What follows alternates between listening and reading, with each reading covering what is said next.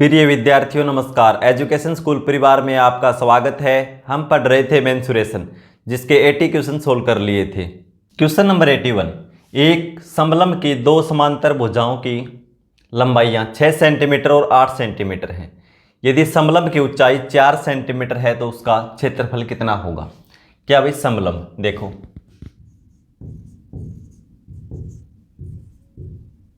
समलंब trapezium, ठीक है। व्याकृति इस तरह बनती है समलंब की। मान लो ए बी सी डी एक समलंब चतुर्भुज है, ठीक है।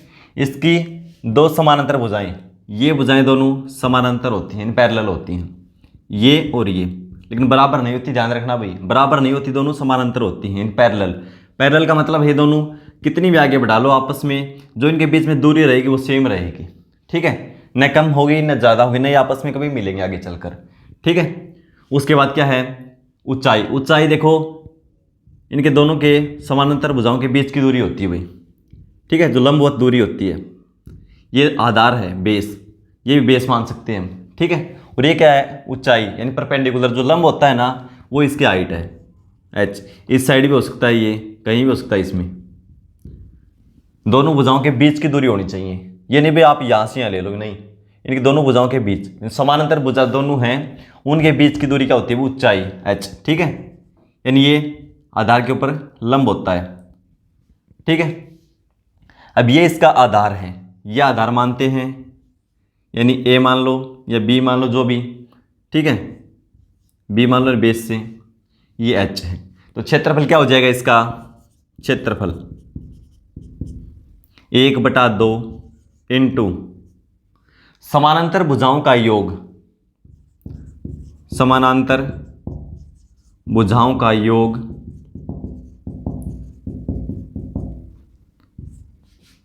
इंटू ऊंचाई, यानी h मान लो, ठीक है। समानांतर भुजा ये हैं दोनों, इन दोनों का योग निकालना है। मान लो ये a है और ये b है, तो क्या लिखेंगे, 1/2 इंटू यहाँ से यहाँ कितनी a और यहाँ से यहाँ b, यानी a plus B into h, यानी ऊंचाई, ठीक है। ये फॉर्मूला आपके एग्जाम में आता है लगभग, इस पे आधारित क्वेश्चन आते हैं, ठीक है। तो ये ध्यान रख लेना, 1/2 इंटू समानांतर भुजाओं का योग, जो समानांतर होती है उनका योग, इंटू ऊंचाई, ऊंचाई इनकी लंबवत दूरी दोनों भुजाओं के बीच की, ठीक है। तो अब क्या पूछा है, समानांतर भुजाओं की लंबाई है क्या, 6 सेंटीमीटर और 8 सेंटीमीटर। मान लो ये 6 है और ये 8 है, और ऊंचाई क्या दे रखी है, 4। निकालना क्या, क्षेत्रफल, तो निकाल दो, 1/2 इंटू a प्लस बी, यानी समांतर भुजाओं का योग। तो ये 6 है, ये 8, कितना हो जाएगा योग, 6 और 8 14, इंटू ऊंचाई कितनी है, 4, 2 से कैंसिल कर देंगे, 2, 14 गुना 2 28, यानी 28 सेंटीमीटर स्क्वायर इसका क्षेत्रफल हो जाएगा, ठीक है। Option A. क्वेश्चन नंबर 82, एक समलंब का क्षेत्रफल 105 वर्ग मीटर है और उसकी समानांतर भुजाओं की लंबाइयां क्रमशः 9 मीटर तथा 12 मीटर है। उस समलंब की ऊंचाई कितनी होगी। समलंब यानी ट्रेपेजियम,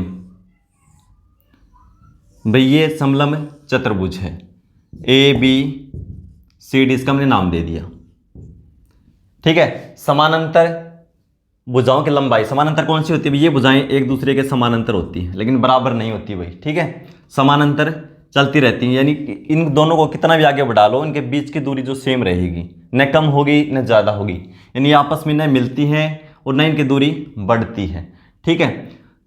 ये समानांतर भुजाएं कितनी दे रखी है, 9 मीटर, ये 9 मीटर है और ये 12 मीटर है।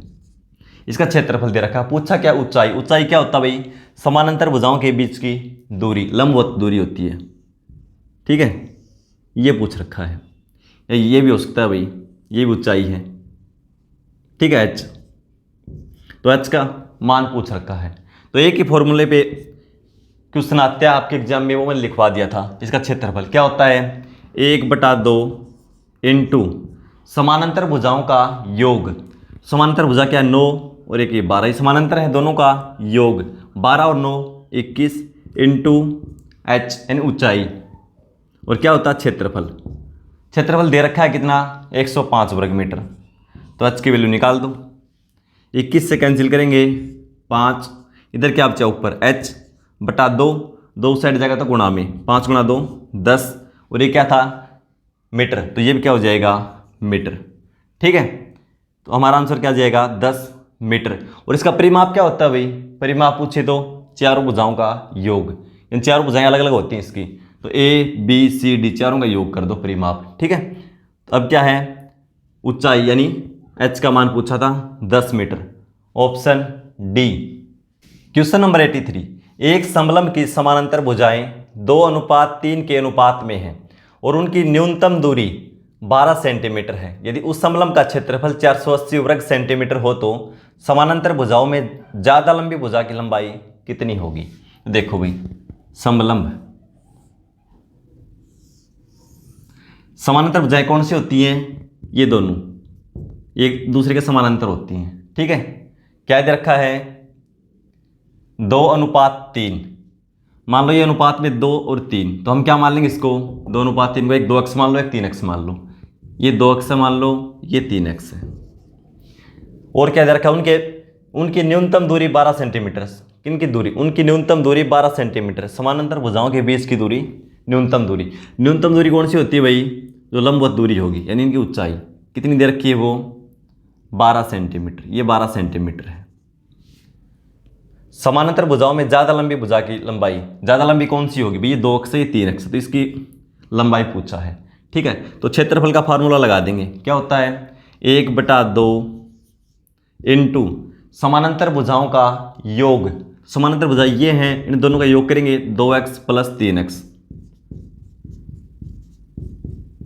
ठीक है, इंटू ऊंचाई कितनी है 12 सेंटीमीटर, जो इनके बीच की न्यूनतम दूरी होगी वही होती है ऊंचाई। ठीक है, और बराबर क्या होता है क्षेत्रफल कितना दे रखा है 480 वर्ग मीटर, तो यहाँ से इसकी वैल्यू निकाल देंगे। 2 से कैंसिल करेंगे 6 से कैंसिल करेंगे 80 बार में, तो इधर देखो क्या बचा भाई 2x प्लस 3x जोड़ेंगे तो 5x, और इसकी वैल्यू कितनी है 80। 5 से कैंसिल कर देंगे 16, तो x की वैल्यू कितनी आ गई 16 आ गई भाई। पूछा क्या है लंबी भुजा, तो लंबी कौन सी होगी 3x वाली लंबी होगी, और x की वैल्यू कितनी है 16, तो 3 गुणा 16 कितना हो जाएगा 48 सेंटीमीटर।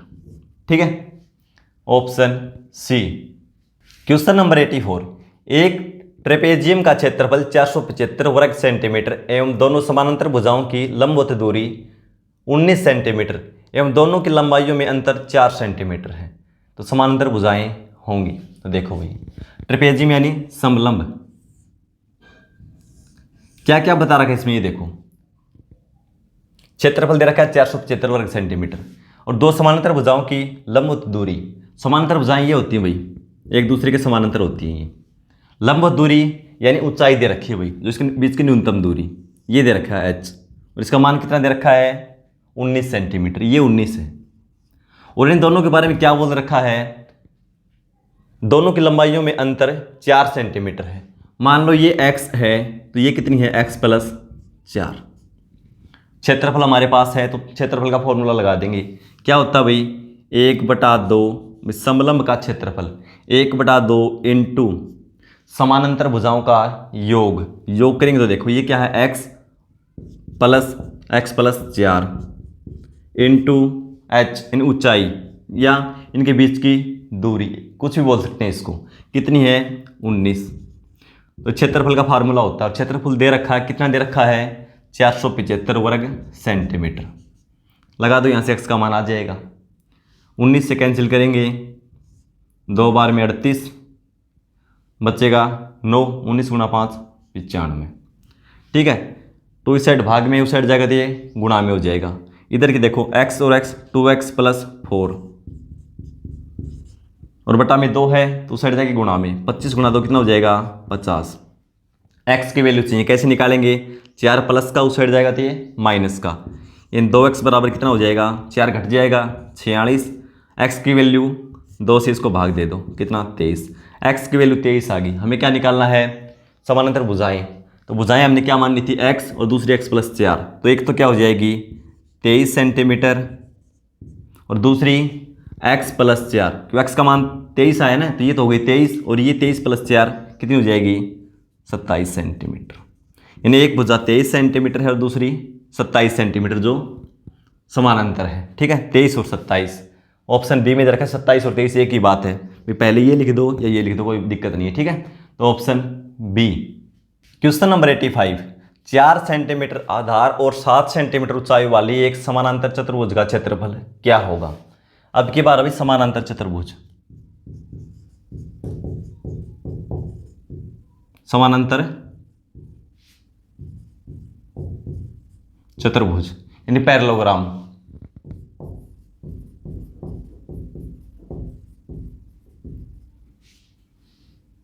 इसकी आकृति इस टाइप से बनती है। ठीक है, मान लो ए बी सी डी एक समानांतर चतुर्भुज है। इसमें क्या होता है, आमने सामने की भुजाएं समानांतर होती हैं और बराबर भी होती हैं। मान लो ये भुजा ए है तो ये भी ए होगी, ये बी है तो ये भी बी होगी। आमने सामने की भुजाएं बराबर होती हैं, ये दोनों बराबर हैं, ये दोनों बराबर हैं, और आमने सामने की भुजाएं समानांतर भी होती हैं।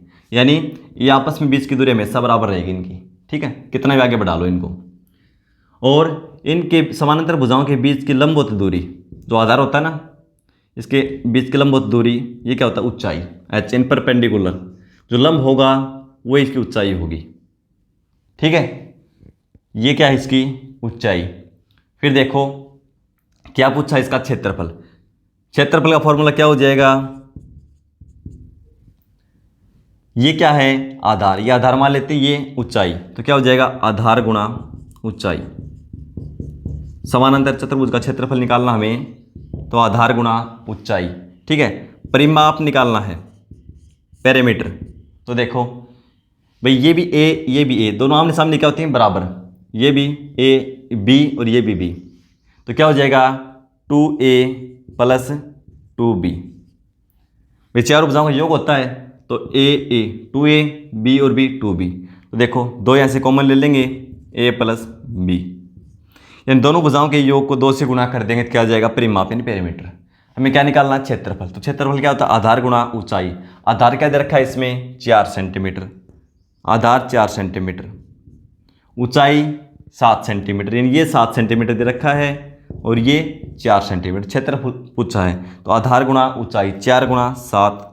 ठीक है, ये इसका फॉर्मूला हो जाएगा, 7 गुणा 4 कितना हो जाएगा 28 सेंटीमीटर स्क्वायर, ये इसका क्षेत्रफल होगा। ठीक है, ऑप्शन सी। क्वेश्चन नंबर 86, एक वृत्त का व्यास 42 मीटर है, वृत्त की परिधि ज्ञात करो। तो सबसे पहले वृत्त के बारे में थोड़ी जानकारी ले लेते हैं। ठीक है, ये क्या है, कोई वृत्त यानी सर्कल। ठीक है भाई, वृत्त। ठीक है, ये कोई केंद्र इसका, तो वृत्त का केंद्र भी होता है ना। सर्कल कैसा होता है, जैसे अपने साइकिल का टायर देखा हो, मोटरसाइकिल का टायर है, गाड़ी का टायर है, उसके बीच में केंद्र होता है ना कोई भी, ये क्या इसका केंद्र। ठीक है, ये हम ओ मान लेते हैं। ये क्या है सर्कल और इसका केंद्र ओ। ठीक, उसके बाद देखो भाई केंद्र से और इसके इस किनारे तक जो भी भुजा जाती है उसको क्या बोलते हैं त्रिज्या यानी आर। क्या है ये त्रिज्या आर, रेडियस। ठीक है, उसके बाद देखो यदि जो सबसे लंबी भुजा होती है जो इसके केंद्र से होकर जाती है उसको क्या बोलते हैं, देखो ये भी आर है और ये भी इधर जाएगी तो आर, लेकिन यहां से ए बी, ये क्या हो जाएगा ए से बी तक सबसे लंबी जीवा बोलते हैं इसको भी। ठीक है, जो इसके केंद्र से होकर जाती है उसे क्या बोलते हैं व्यास, जो हम क्वेश्चन में दे रखा है। ठीक है, डायमीटर। और ये क्या होता है, देखो ये भी आर और ये भी आर, यानी 2r हो गया, और 2r बराबर क्या होता है इसका डायमीटर यानी व्यास। तो इसलिए क्या है व्यास त्रिज्या का 2 गुना होता है भाई, यानी 2r बराबर क्या होता है डायमीटर यानी व्यास। व्यास त्रिज्या का 2 गुना होता है, ये चीज ध्यान रखेंगे। ठीक है, फिर इसकी जरूरत पड़ती है हमें क्षेत्रफल की। ठीक है, तो क्षेत्रफल कैसे निकालेंगे, इसका फॉर्मूला होता है पाई आर स्क्वायर, लिख लेना वृत्त का क्षेत्रफल पाई आर स्क्वायर। फिर होता है एक अर्धवृत्त, अर्धवृत्त का क्षेत्रफल। अर्धवृत्त मतलब इस साइड बना देता हूं एक और, ये हो गया अर्धवृत्त। ये क्या है आर और ये भी आर, ये केंद्र है वो, ठीक है।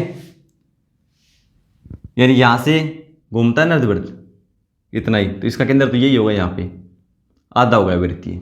ये क्या है त्रिज्या ए बी, ये क्या हो जाएगा व्यास यानी डायमीटर, ठीक है। तो अर्धवृत्त का क्षेत्रफल ये था वृत्त का, ये आधे वृत्त का क्षेत्रफल। भाई ये भाग हमने हटा दिया ऊपर का, तो इसका आधा हो जाएगा क्षेत्रफल, यानी क्या हो जाएगा 1/2 पाई आर स्क्वायर, ठीक है। अर्धवृत्त का क्षेत्रफल। फिर वृत्त का परिमाप, परिमाप यानी पेरीमीटर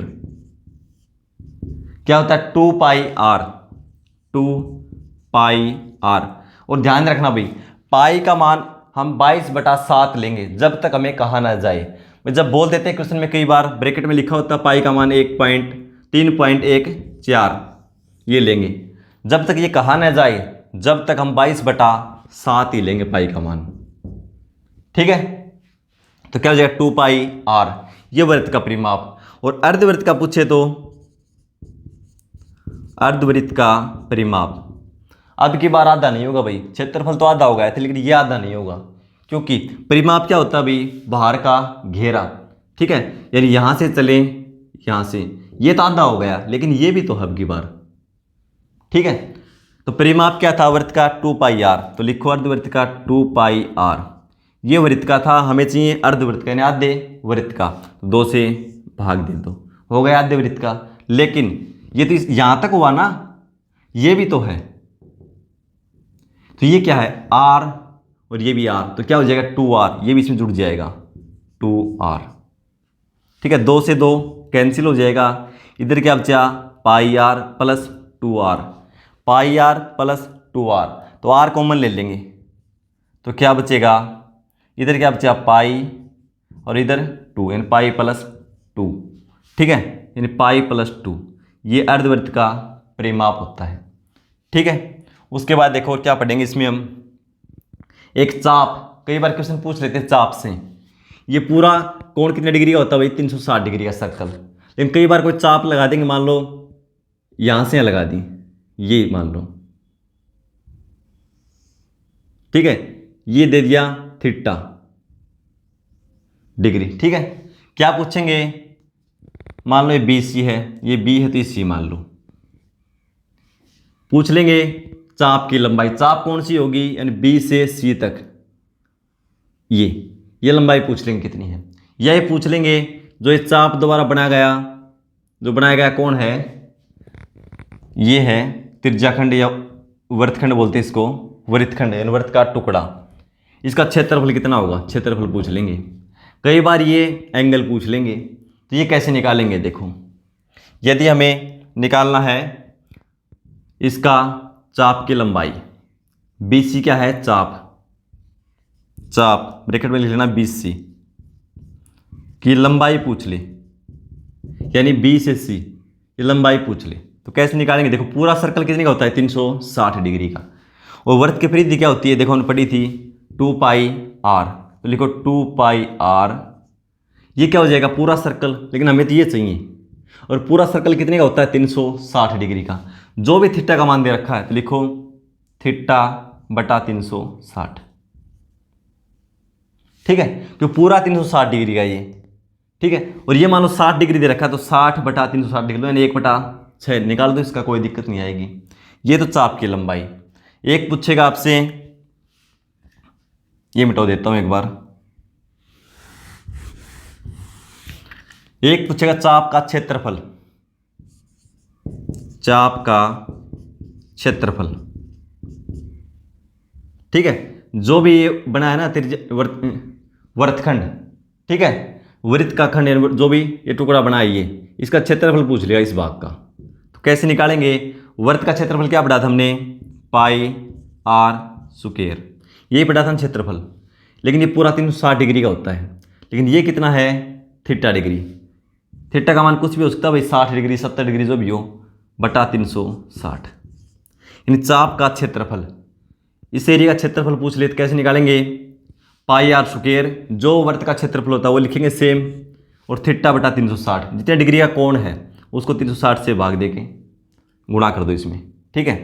तो ये क्या जो चाप का क्षेत्रफल, एक फॉर्मूला ये हो गया।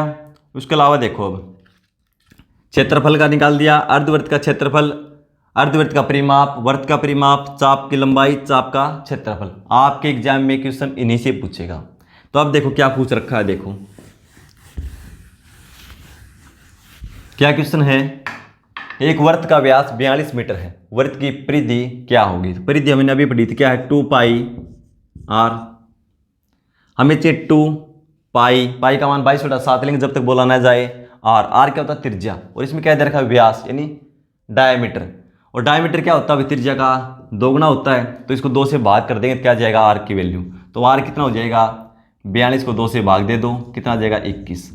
अब निकाल दो 2 पाई आर, 2 पाई का मान 22/7 लेंगे, आर कितना है 21, क्योंकि त्रिज्या व्यास की आधी होती है भाई, ठीक है। 7 से कैंसिल करेंगे 3, 2 गुणा 3 6, और 22 गुणा 6 132 सेंटीमीटर इसकी परिधि होगी। परिधि यानी सरकमफ्रेंस, ठीक है। ये पूरा घेरा कितने का होगा 132 सेंटीमीटर, मीटर में है तो मीटर में 132 metre, option A. Question number 87, 88 metre परिधि वाले एक वृत्त की त्रिज्या कितनी होगी। परिधि यानी सरकमफ्रेंस। तो देखो अभी पढ़ा था फॉर्मूला क्या था हमने, 2 पाई आर, 2 पाई आर। पाई का मान क्या लेंगे जब तक न कहा जाए 22/7, जब बोल दिया जाए ना 3.14 तभी लेंगे, इसके अलावा नहीं हम 22/7 लेंगे। 2 पाई आर, और ये क्या होता है वर्त की परिधि, और वो क्या दे रखी है पहले दे रखी है 88 मीटर।